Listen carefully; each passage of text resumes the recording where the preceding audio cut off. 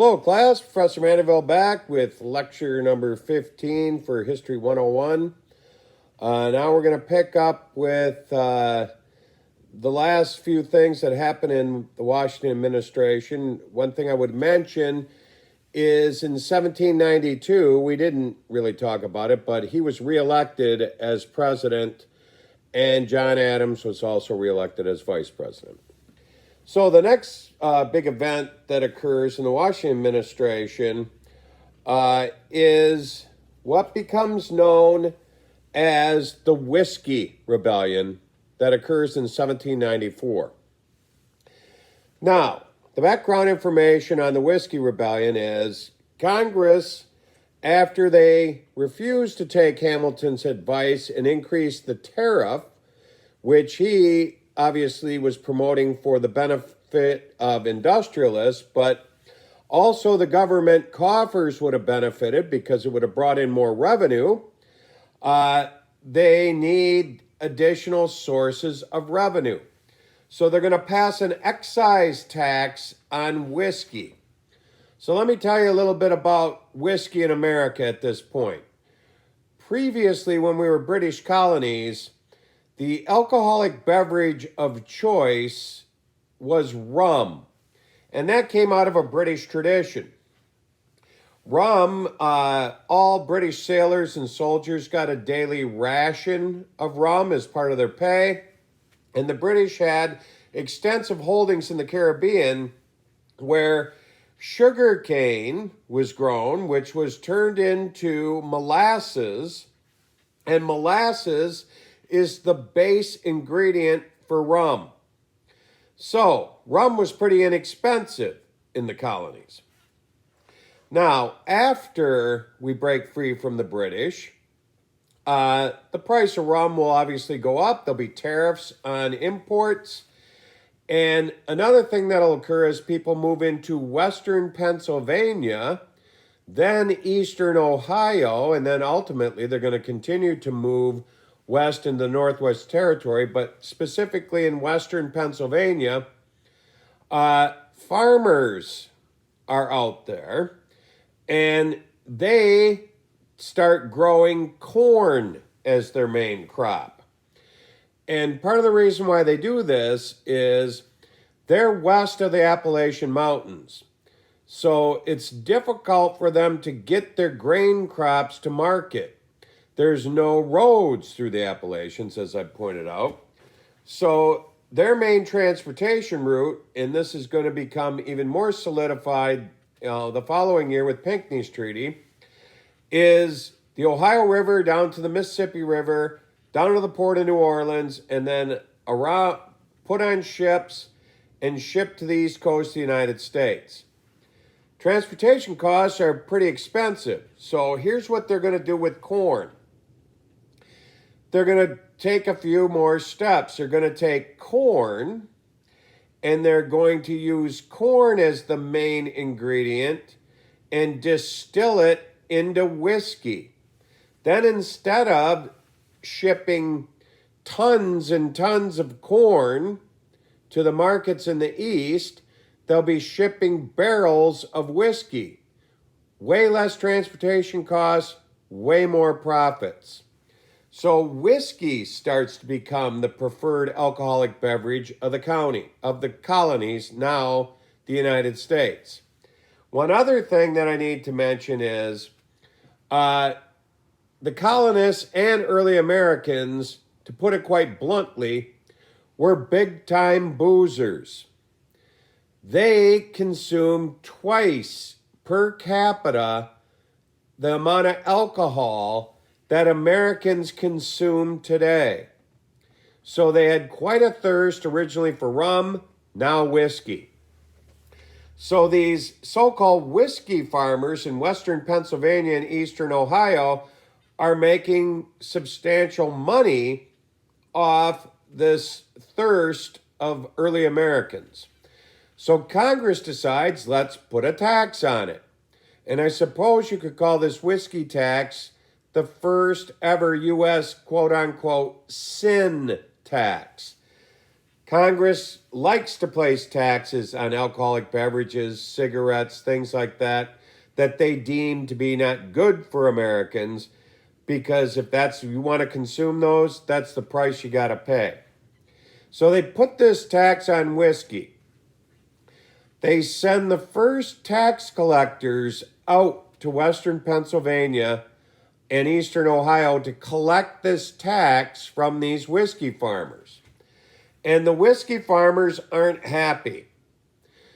They will tar and feather some of these tax collectors and send them back east telling them, we're not about to pay any whiskey tax. Don't bother coming back to collect any in the future. So these tax collectors report to Congress and report to President Washington, who signed this legislation into law. This is a big turning point for the United States, because on top of sending the tax collectors packing, there's intelligence reports indicating that some of these whiskey farmers in Western Pennsylvania are gathering, they've armed themselves, and they may be planning on taking over Fort Duquesne, which is in modern day Pittsburgh. Just as an example to the federal government of what they thought of the whiskey tax. So, the country's at a crossroads. Washington has to make a very important decision.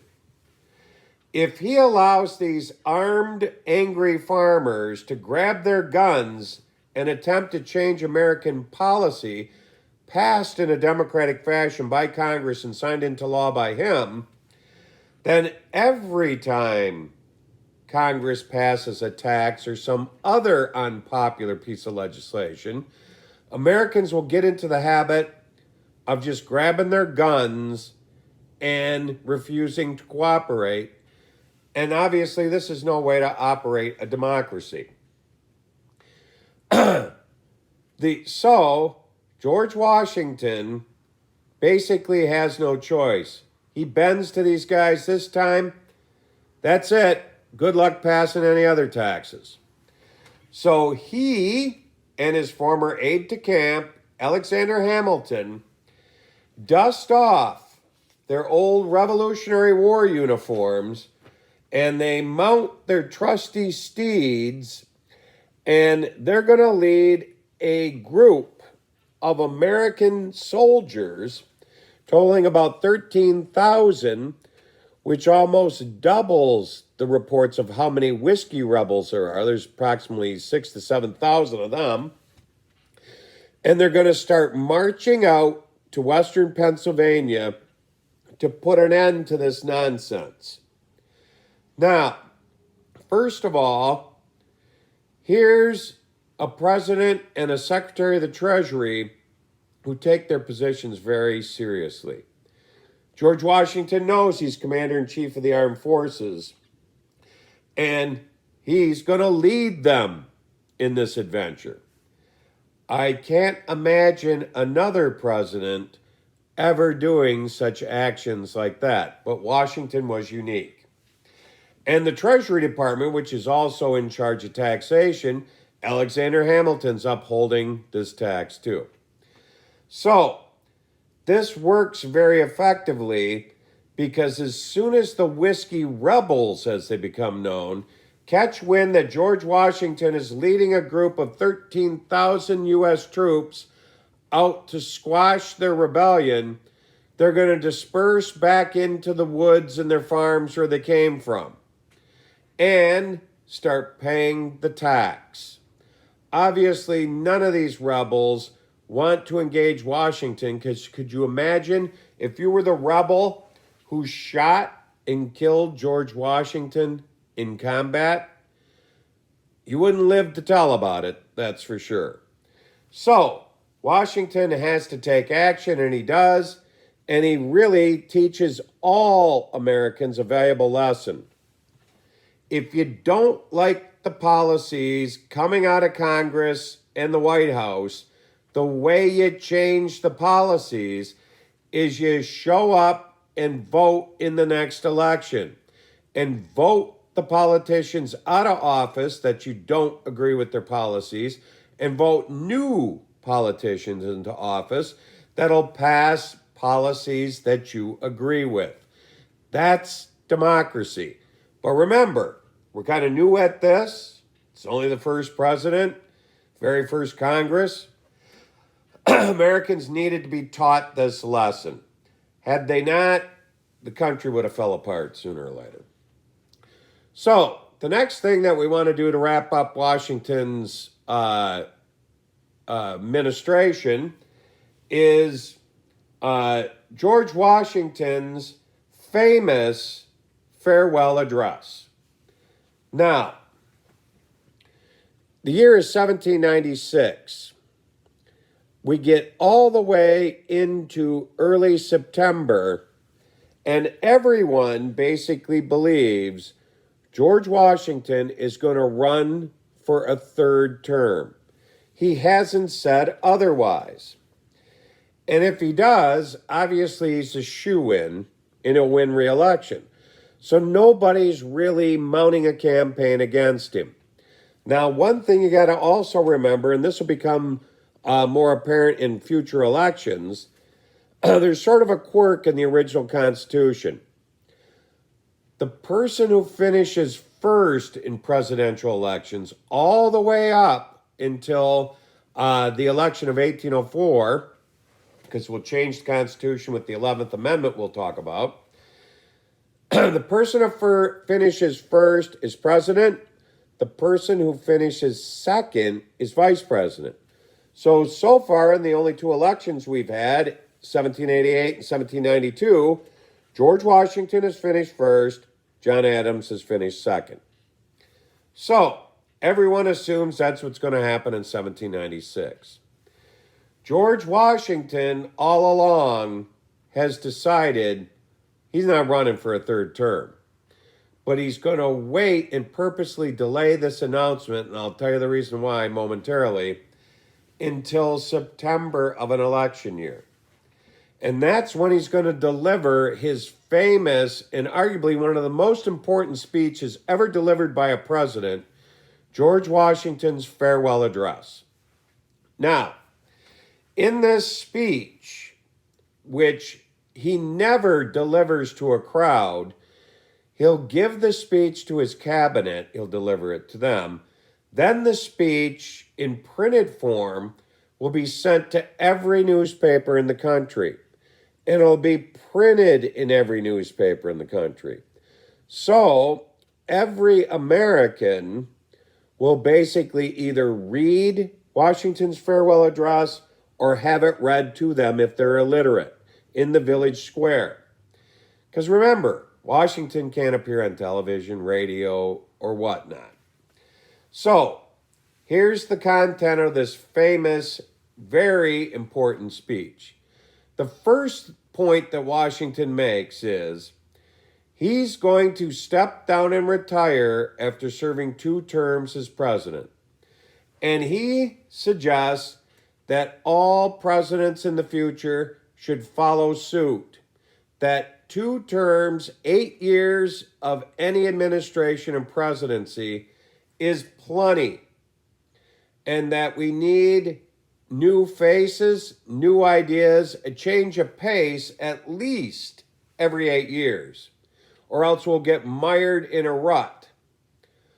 Now, also, he doesn't want the presidency taking on any sort of aspects of a monarchy. So, that part of his farewell address will have a significant impact on future presidents. And it will last all the way until the election of 1940, when Franklin Delano Roosevelt runs for an unprecedented 3rd term. And Roosevelt does that because World War II is going on. And obviously Roosevelt will run for a completely unprecedented 4th term successfully in 1944, because by that point we're embroiled in World War II and he argues it's no time to switch leadership. He will be the first president to go against Washington's tradition that he establishes of two-term presidencies. Then, after FDR breaks that tradition, in the 1950s, will amend the Constitution and limit presidents constitutionally to 2 terms only. So, the second thing that Washington talks about in his farewell address is foreign policy. And he suggests that the United States should adopt an isolationist foreign policy, meaning we should never, ever get involved in European land wars. They're none of our business. And we have this gigantic body of water, the Atlantic Ocean, separating us from our European counterparts, and we should take advantage of it. We have nothing to gain from sticking our nose in European affairs, only to lose.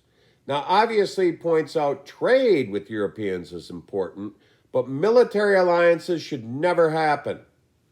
And what he's really talking about is, remember last lecture, he had to abrogate the Franco-American Treaty of 1778, so we weren't drawn into a war we had no business participating in.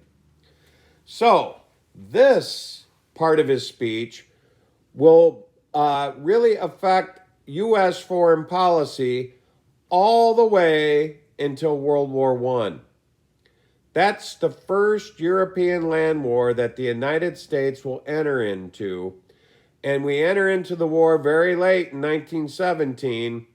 And when we do, a lot of Americans think it's a bad idea and that we have no business doing it because we're forgetting what George Washington had told us over 100 years earlier. So it's another part of the speech that has a tremendous longevity and lasting effect on American policy. The third part of Washington's farewell address is he talks about something that's bothering him. These brand new political parties. Remember, we talked about the rise of the Federalists and Democratic Republicans. Already partisan politics is getting in the way. It was a problem with Jay's Treaty. And Washington basically warns America, we got to be careful of these two political parties. They could cause a lot of havoc in America. And that it's almost like he's got a crystal ball. He's looking into it and saying, in the future, there's going to be a lot of trouble brewing out of these two parties being at each other's throats. That another thing that really worries him is political parties are not mentioned at all in the United States Constitution, but they've emerged. Now, as we'll find out, it doesn't take long for this trouble to materialize. It'll happen in the very next administration, in the Adams administration. And think about, over time, how true Washington has been about this. Think about how the two political parties are at each other's throats today. And the only thing that has brought them to where they can kind of agree is this horrible COVID-19 crisis we're going through. At least they're passing some stimulus packages after basically accomplishing nothing but arguing for the past decade. So, Washington hit the nail right on the head with that. Now, finally, an impact of his famous farewell address was the timing factor. He purposely waited till September because he wanted his very loyal vice president and friend and fellow Federalist, John Adams, to be the next president of the United States. He had served Washington very faithfully for 8 years, and he believed Adams had earned it. And he believed he'd be a fine president. Now, He delayed it because he knew, had he announced earlier, the Democratic Republicans had a rising star, and his name was Thomas Jefferson. And he knew that if Jefferson had time to put together a campaign, he'd defeat John Adams. So, in the election of 1796, it's going to be extremely close. And in that particular election, here, let me find the statistics here for you. When the votes are tallied up, John Adams will receive 71 Electoral College votes. Thomas Jefferson, who will then, after Washington isn't running, mount a campaign for the presidency, but obviously very late, not even starting till September. And think about presidential campaigns today. They start a couple years before the election. Thomas Jefferson will still be so popular, he'll garner 68 Electoral College votes. So Adams barely squeaks out a victory, but it's because Washington is savvy enough to wait that long to make his announcement that he is not running for a third term and is retiring from public service. So you can see, and one thing that should have been a theme throughout this examination of President Washington, he was a brilliant politician. Not only was he a great general, he's a brilliant leader also. So, what that means is John Adams, who you can see the portrait, the famous one by Copley, on page 198, becomes President of the United States. Now, the first thing that's going to dominate Adams' presidency is Adams listened very closely to Washington's farewell address. And he really truly wants to try to sew things up between the Federalists and the Democratic Republicans. And after all, his vice president is a Democratic Republican because Jefferson finished second, which means he's Adams' vice president. Pretty odd situation where you got a president from one party and a vice president from another. But that's the way the Constitution worked back then. So he wants to try to sew things up. He knows that the Democratic Republicans are still kind of angry about us not backing France, things that went on with the Jay Treaty. So he's going to send his Secretary of State, a gentleman that we're mentioning for the first time, but it certainly won't be the last, Federalist John Marshall, to France to negotiate better relations with the French, try to sew things up after the abrogation of the Franco-American Treaty by his former boss, Washington. So, Marshall will lead a delegation of diplomats over to France. They'll sail there, and when they arrive at the docks, they're met by 3 French diplomats. Now remember, this is still the tail end of the Reign of Terror. John Marshall's counterpart in France is their foreign minister. He's a man by the name of Talleyrand. The 3 men who meet Marshall and his delegation at the docks are also diplomats who work for Talleyrand. They greet Marshall and they take him aside and tell him the following: that they thought he should know that obviously they knew that he wanted to arrange a meeting with Foreign Minister Talleyrand, and that to arrange that meeting, that would cost him $250,000 up front just to set up the meeting. Now remember, this is a group of thugs running this government. Then they went on to tell him that one thing that Foreign Minister Talleyrand would be asking for in order to sew up relations is that the United States loan France several $million. Now let's think about this for a second. We're a struggling country, basically if we were to categorize ourselves in 1797 when this happened, we're a third world nation. Third world nations don't lend superpowers money. So, here's what these three gentlemen asked for. What amounts to a $250,000 bribe, and then for the United States to lend millions of dollars to France. Marshall goes and talks to his delegation, telling them what had just happened. Then he'll go back onto the docks and make a speech to a crowd that is assembled there in France. And in this speech, there's a famous line out of it where he says, quote, "Not one penny for tribute, millions for defense." Then he turns around, leads his delegation back on the ship, and they go back to the United States where they came from.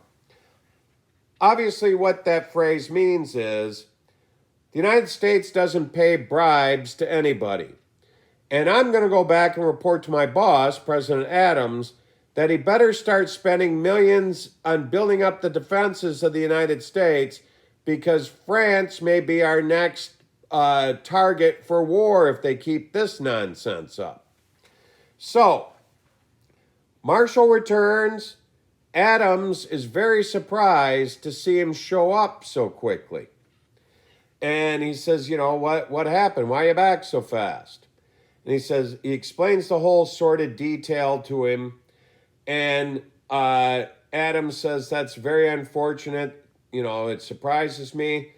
But also what's unfortunate is the Democratic Republicans had high hopes for this meeting of reestablishing good relations with France. So you, as the Secretary of State, are going to have to go to Congress and report on what happened. So Marshall does that. And he's grilled by Democratic Republicans, who essentially end up calling him a liar. Now, as we'll find out when we study Marshall more, who will become arguably one of the greatest Supreme Court justices in the history of this country later on, one thing Marshall isn't is a liar. He's above reproach, and most people know this. So Marshall tries to explain to them what happened, and they start grilling him, and they say, okay, what's the names of these three individuals who wanted this bribe? And he said, I'm not telling you their names. I will only refer to them as agents X, Y, and Z. The reason I won't tell you their names is I know exactly what will happen to them. I reveal their names, and they'll be the next three. They line up at the guillotine over in France. That's how they operate.